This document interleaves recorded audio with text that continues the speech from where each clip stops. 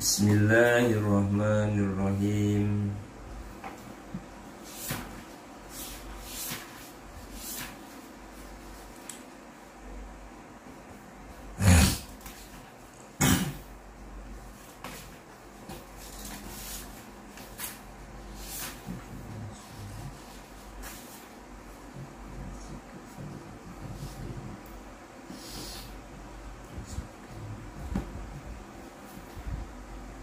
Bismillahirrahmanirrahim. Kitab Fadilah Amal, Fadilah Al-Quran.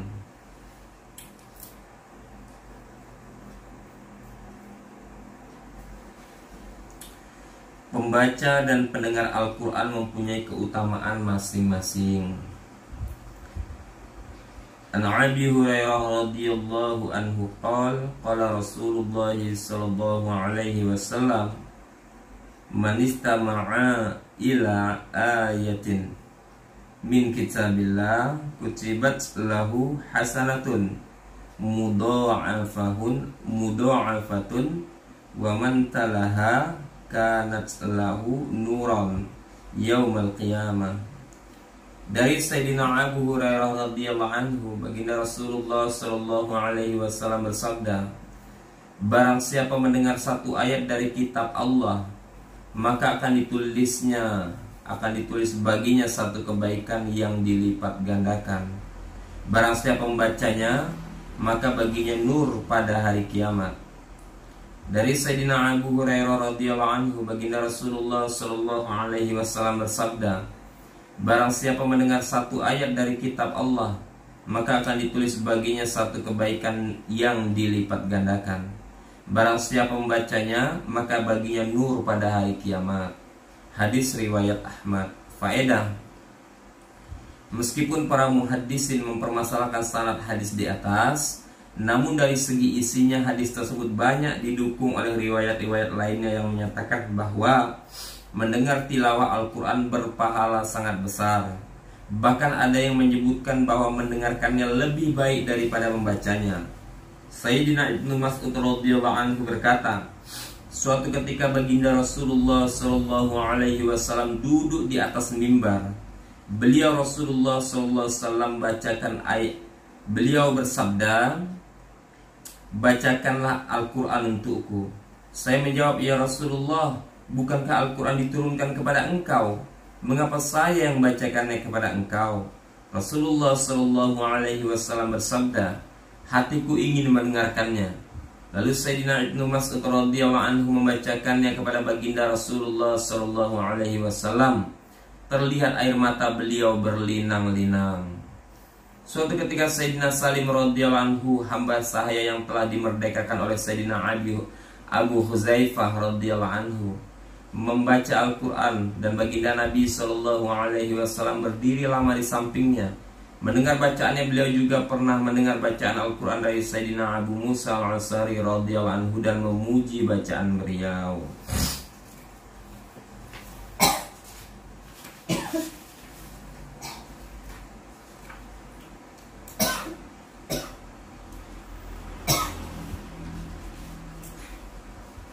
Membaca Al-Quran dengan suara nyaring atau lirih.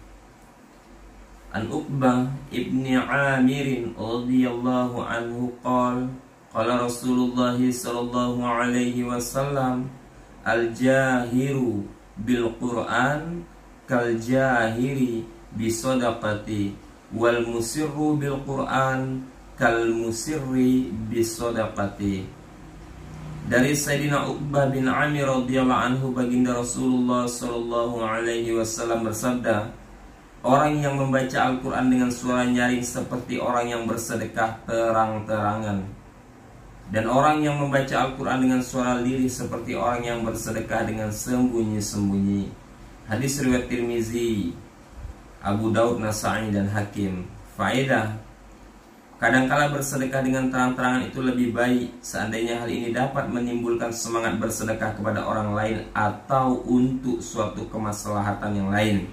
Namun pada kesempatan yang lain, bersedekah dengan sembunyi-sembunyi itu lebih baik jika dikhawatirkan akan menimbulkan riya atau merendahkan orang lain. Demikian juga dengan membaca Al-Quran. Kadangkala bacaannya dengan suara nyaring itu lebih baik daripada dengan suara lirih, yaitu jika dibacakan menyebabkan orang lain bergairah membaca Al-Quran dan menyebabkan pahala bagi orang lain yang mendengarkannya. Pada saat yang lain membaca dengan lirih itu lebih baik jika ternyata membaca dengan suara nyaring dapat mengganggu orang lain atau dikhawatirkan menimbulkan riya. Oleh karena itu baik membaca dengan suara nyaring maupun lirih mempunyai keutamaan masing-masing. Kadang-kala membaca dengan suara nyaring itu lebih sesuai, dan kadang-kala membaca dengan suara lirih itu lebih sesuai. Banyak orang berdalil bahwa membaca dengan suara lirih itu lebih baik berdasarkan hadis sedekah yang disebutkan di atas. Imam Baihaqi rahmatullah alaih menulis dalam kitab Asy-Syu'ab satu hadis yang dianggap dhaif oleh para ulama dari Sayyidatina Aisyah radhiyallahu anha. Amalan yang dikerjakan dengan sembunyi-sembunyi 70 kali lipat lebih baik daripada amalan dengan terang-terangan. Sayyidina Jabir radhiyallahu anhu meriwayatkan baginda Rasulullah sallallahu alaihi wasallam bersabda, "Janganlah membaca terlalu nyaring sehingga mengganggu satu sama lainnya." Khalifah Umar bin Abdul Aziz rahmatullah alaihi melihat seorang yang membaca Al-Quran dengan suara yang nyaring dalam Masjid Nabawi, maka ia menghentikannya. Tapi orang yang baca itu berdalih dengan menyampaikan satu dalil.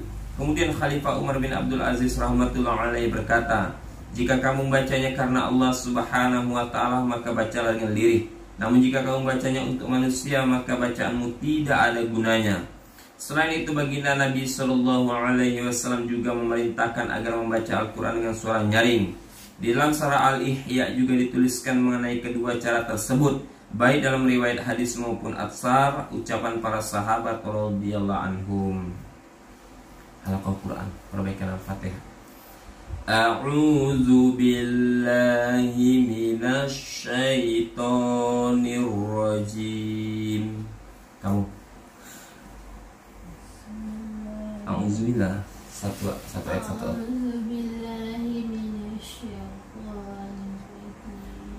Bismillahirrahmanirrahim. Kamu bismillah bikin aku.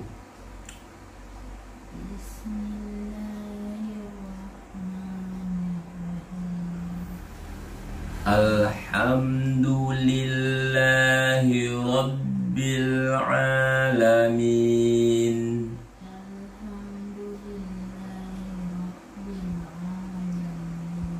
Ar-Rahmanir Rahim. Maliki Yaumiddin.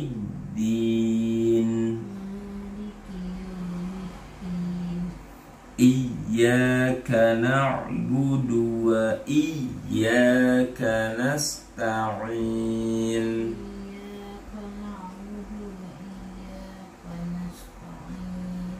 Ihdinas siratal mustaqim.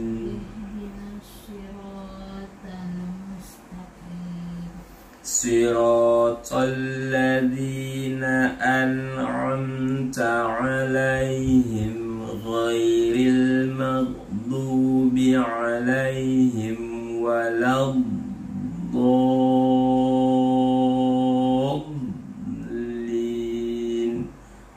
Siratal ladzina an'amta 'alaihim ghairil maghdubi 'alaihim.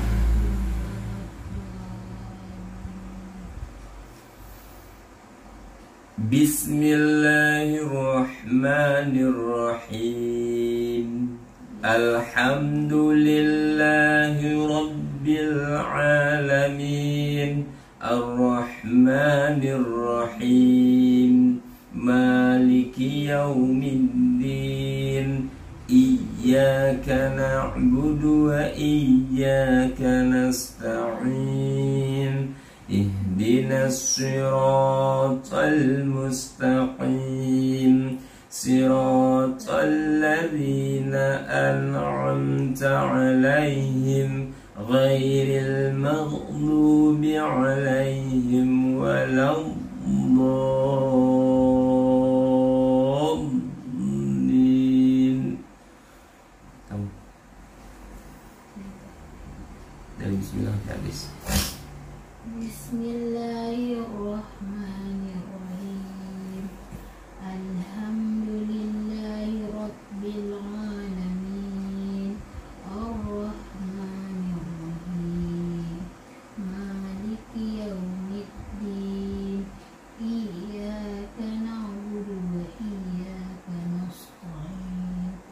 ihdinas siratal mustaqim siratal ladzina an'amta 'alaihim ghairil maghdubi 'alaihim waladdallin. Amin. Alhamdulillah. Kitab Fadilah Sholat.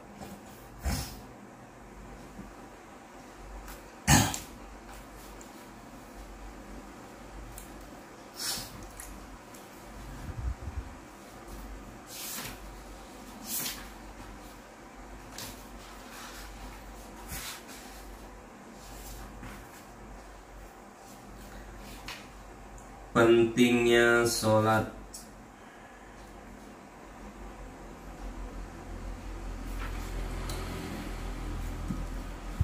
Lima pondasi dalam Islam. Hadis pertama, Ali bin Umar radhiyallahu anhuma qala Rasulullah sallallahu alaihi wasallam, bunyal Islam alal khamsin, syahadati an la ilaha illallah wa ana Muhammadan abduhu wa rasuluh wa iqamis shalah wa ita'iz zakah wal haji wa saumi ramadan.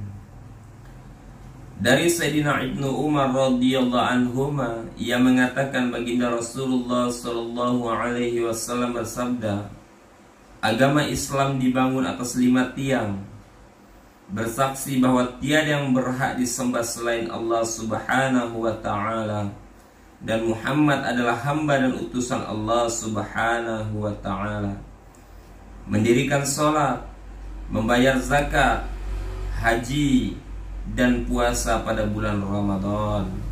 Hadis riwayat Bukhari, Muslim dari kitab At-Targhib.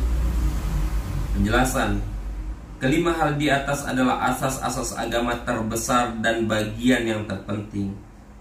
Agama Islam diibaratkan oleh baginda Rasulullah sallallahu alaihi wasallam seperti sebuah kemah yang disanggah oleh 5 tiang. Tiang tengahnya adalah kalimat syahadat, dan 4 tiang lainnya ialah pendukung pada setiap penjuru kemah itu. Tanpa tiang tengah, kemah tersebut tidak akan dapat berdiri sama sekali.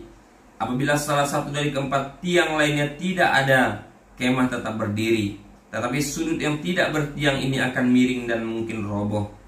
Berdasarkan hadis di atas, marilah kita melihat diri kita sendiri. Sejauh manakah kita telah menegakkan Islam? Lalu rukun Islam yang manakah yang kita jaga dan sempurnakan? Kelima tiang dalam hadis di atas sangat penting sehingga ditetapkan sebagai asas-asas Islam. Oleh sebab itu, sebagai seorang muslim, penting sekali kita memperhatikan semuanya. Namun demikian, hal yang terpenting setelah iman adalah sholat. Sayyidina Abdullah bin Mas'ud radhiyallahu anhu berkata, aku pernah bertanya kepada baginda Rasulullah sallallahu alaihi wasallam, amal apa yang paling dicintai oleh Allah subhanahu wa ta'ala? Rasulullah SAW menjawab, sholat. Aku bertanya lagi, lalu apa? Beliau menjawab, berbuat baik kepada kedua orang tua. Selanjutnya aku bertanya lagi, kemudian apa? Beliau menjawab, berjuang di jalan Allah. Mula Al-Qari rahmatullah alaihi menyatakan bahwa para ulama telah menjadikan hadis ini sebagai dalil bahwa sholat adalah kewajiban Islami yang terpenting setelah iman. Hal ini diperkuat lagi oleh hadis sahih yang berbunyi, as-sholatu khairu mawdu'. Sholat adalah sebaik-baiknya amal yang ditetapkan oleh Allah subhanahu wa ta'ala untuk hambanya. Selain hadis di atas, masih banyak hadis sahih lain yang menjelaskan bahwa amal manusia yang terbaik adalah sholat. Dalam kitab Jami'us Saghir disebutkan 5 orang sahabat yang telah meriwayatkan hadis di atas, yaitu Sayyidina Sauban, Sayyidina Ibnu Amr, Sayyidina Salamah, Sayyidina Abu Umamah, dan Sayyidina Ubadah radhiyallahu anhu. Sayyidina Ibnu Mas'ud radhiyallahu anhu dan Sayyidina Anas radhiyallahu anhu meriwayatkan bahwa amal yang paling utama ialah sholat tepat pada waktunya, dari kitab Jami'us Saghir. Sayyidina Ibnu Umar radhiyallahu anhuma dan Sayyidatina Ummu Farwah radhiyallahu anha juga meriwayatkan bahwa sholat pada awal waktu adalah amal yang paling utama. Hadis kedua, sholat menggugurkan dosa seperti daun-daun berguguran di musim gugur.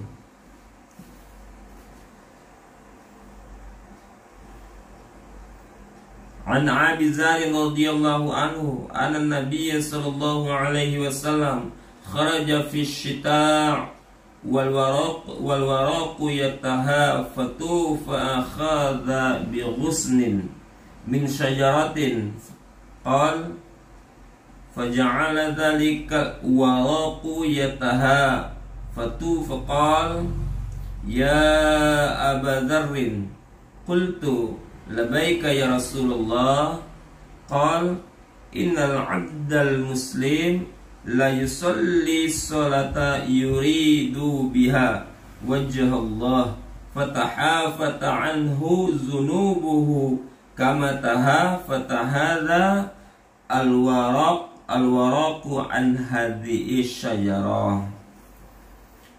Dari Sayyidina Abu Dzar radhiyallahu anhu bahwasanya baginda Rasulullah sallallahu alaihi wasallam pernah keluar dari rumahnya ketika musim gugur di saat daun-daun berguguran dari pepohonan. Beliau mengambil setangkai ranting pohon dan daun-daunnya langsung berguguran. Beliau berkata, "Wahai Abu Dzar." Sayyidina Abu Dzar radhiyallahu anhu menyahut, "Labaik, aku siap sedia ya Rasulullah." Beliau bersabda, sesungguhnya seorang muslim yang menunaikan sholatnya semata-mata karena Allah, maka dosa-dosanya akan berguguran sebagaimana daun-daun itu berguguran dari rantingnya. Hadis riwayat Ahmad dari kitab At-Targhib. Faedah: pada musim gugur begitu banyak daun-daun berguguran dari pohonnya, sehingga ada sebagian pohon yang daunnya tidak tersisa sehelai pun. Baginda Nabi SAW bersabda, hasil sholat yang dikerjakan dengan ikhlas, semua dosa diampuni hingga tidak ada satupun yang tersisa. Untuk dosa-dosa besar perlu bertaubat secara khusus.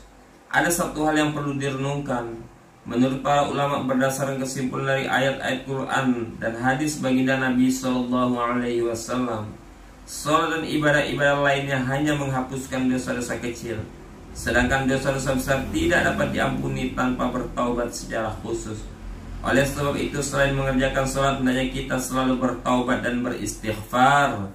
Jangan sampai kita melalaikannya. Jika Allah Subhanahu wa ta'ala mengampuni dosa-dosa besar, itu karena kemurahannya sebab sholat kita.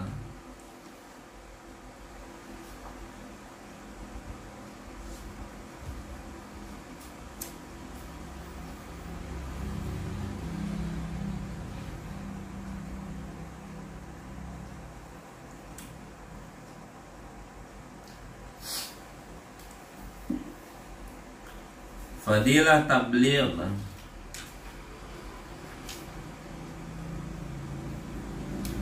Hadis pertama, An Abi Sa'id Al-Khudri radhiyallahu anhu qala sami'tu Rasulullah sallallahu alaihi wasallam yaqul man ra'a minkum munkaran falyughayyirhu biyadihi fa illam yastati' fa bilisanihi fa illam yastati' fa biqalbihi wa dzalika ad'aful iman.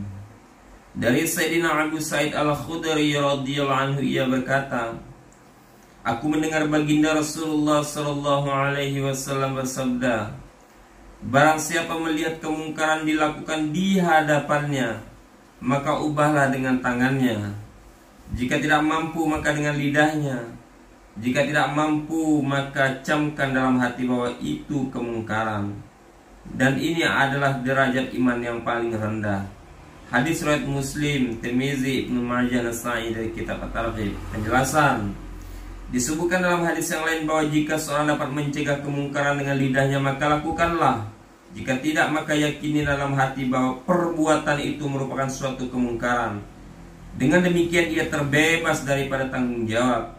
Hadis lain mengatakan bahwa barang siapa membenci kemaksiatan walaupun hanya dalam hati, ia termasuk seorang yang beriman. Tidak ada lagi derajat iman yang lebih rendah daripada derajat itu. Masih banyak hadis Nabi Shallallahu Alaihi Wasallam yang berhubungan dengan kandungan hadis ini. Kita lihatlah apa yang terjadi di depan kita. Berapa banyak di antara kita yang telah menyaksikan kemungkaran lalu mengubahnya dengan tangan atau minimal menyatakan ketidaksukaannya dengan lisan. Berapa banyak di antara kita yang hatinya benar-benar membenci kemungkaran, padahal itu adalah selemah-lemahnya iman. Paling tidak adalah kita meyakini bahwa kemungkaran adalah kemungkaran, dan kita merasa sedih dalam hati ketika melihatnya. Akhirnya marilah kita duduk merenung dan berpikir apa yang terjadi pada zaman ini dan apa yang seharusnya kita lakukan. Alhamdulillah telah kita perdengarkan daripada fadilah Al-Quran, fadilah salat, dan fadilah tabligh.